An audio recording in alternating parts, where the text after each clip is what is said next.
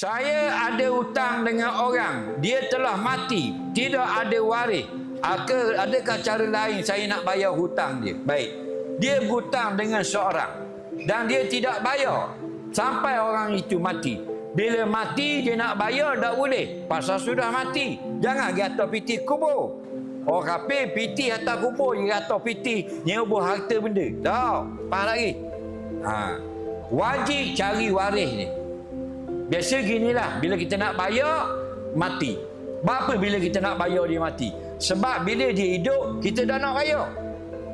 Itulah perangai orang berhutang. Lagi tuang itu hidup, tak ada orang cari. Bila tuang dia mati, barulah awak sibuk nak cari, awak tanya soalan. Faham?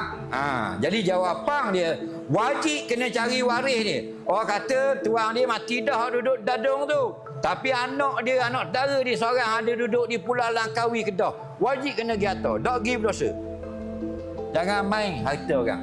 Patut Allah ni maha pengampun. Maka apa yang kita dosa dengan Allah, Allah hapus kelip mata. Tapi hal sakut dengan manusia, bawa sampai hari kiamat. Okey, jumpa waris. Waris pun cari-cari tak ada juga, tak jumpa dah. Maka kata ulama, hendaklah ambil nilai hutang. Katakan 100 riyal, sedekah pada orang miskin, sedekah kepada masjid, sedekah pada penggunaan kotak-kotak derma. Dalam hati, ya Allah, jadikanlah bayaranku ini, sedekahku ini, bayaran hutang simpulan di akhirat nanti. Faham tak? Itu cara dia.